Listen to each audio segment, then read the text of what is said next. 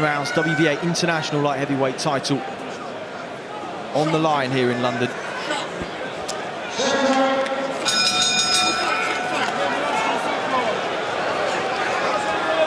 John Latham brings them to centre ring.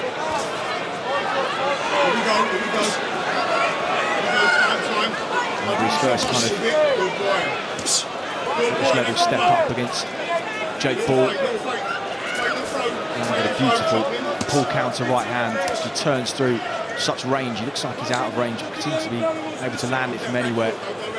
Marek Matyja, one of the very few fighters that are standing eye to eye with him, both somewhere in between 6'3" and 6'4". Yeah, only been beaten twice. Matyja, never been stopped. I've watched him, he's strong, he's aggressive, likes to come forward, and I think that will suit Craig Richards. We will not have to go looking for him, looking for that right hand over the top. Yeah, there is the pull counter. One of his favourite shots. Good balance with it too, and power as well that's transferred so much better at 175 than it was at 168 in the early days of his career. Truthfully, we don't know how good Matyja is. To be honest, Chris, we don't know really how good Craig Richards is. We know to this point, you know, but there was more, and I think that's what he takes away from the Bivol fight. It's like he didn't let his hands go. He got into a rhythm behind the jab, and just that he's such a laid-back individual that comes like sometimes reflects in his boxing. He doesn't let his hands go, doesn't bite down on the gum shield. So, you know, if he does change the way he fights and lets his hands go a bit more, we could see a totally different Craig Richards. I spoke to him after the Bivol fight, immediately after. He said there were moments that I knew I'd stung him, but his reputation stopped me from doing the things that I knew I should. And it was exactly what it felt like watching him inside. Same story with Callum Johnson and Alto Batavia. Against proper world champions, you don't get many windows of opportunity, and in those fights you have to know when to roll the dice. And as well as he boxed, he didn't put his foot down. Crucial moments in that fight would be the biggest takeaway from it. Plenty of positives too. He's up on his toes here. Just scoops a right hand round the style. Matyja just pressing forward again.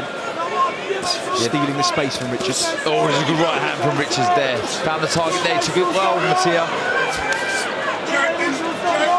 It's just that, look, you don't need to be taking any risks in the opening round, but as he starts to find the range with that right hand and starts to land, it's about following it up, going again, then again, being spiteful. Talk to Peter Sims, he'll tell you how hard he can hit. Any of the sparring partners that Craig's been in with, they really say he punches. There's some recent sparring with Crispin and Smith, Peter told me, and really holding his own.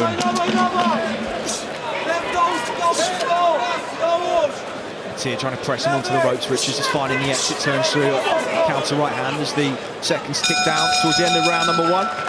This kind of fight, and Craig Richards looks relaxed enough on the back foot, but at the moment hasn't really wound the tempo up to a point that's put the Polish fighter under any considerable pressure. Matyja would be happy with this. In fact, he's able to sort of push Craig Richards back with ease. Not much coming back from Craig. He sort of ups the work rate a bit more. This is better. Let his hands go.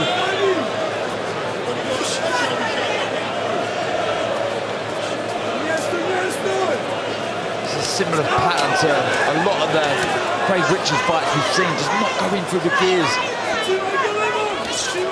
Still early, still plenty of time. Just needs to follow that double jab up with a backhand. You brought your feet in, now let the right hand go.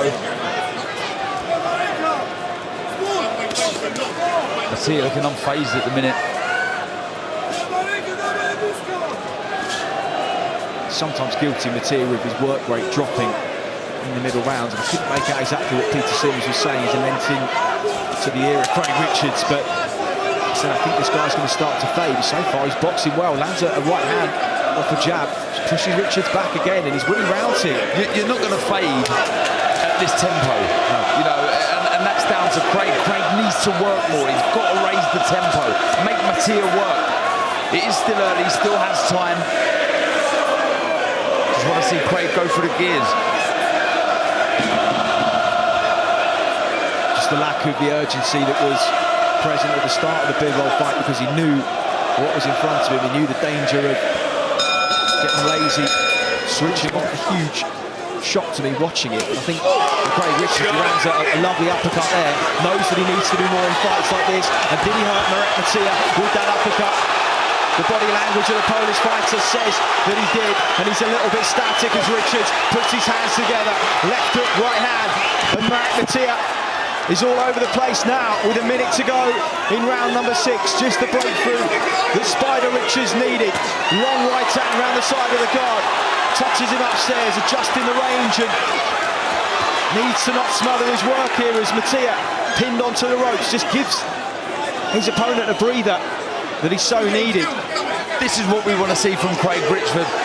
This is spiteful. This is the kind of performance that he wants Peterson from. Good left hook. Off the back of the uppercut too, right hand round the side of the guard. Matyja in trouble, left hook lands. And Victor Lockley steps in there, beg your pardon, John Layton steps in there and calls it a day. And he was certainly hurt, but that seems an early stoppage. Yeah, he doesn't look too impressed in the corner, Matyja, but that's what we want to see from Craig Richards. When he does it, he looks good, he looks spiteful. That's the kind of tempo we want to see him fight at.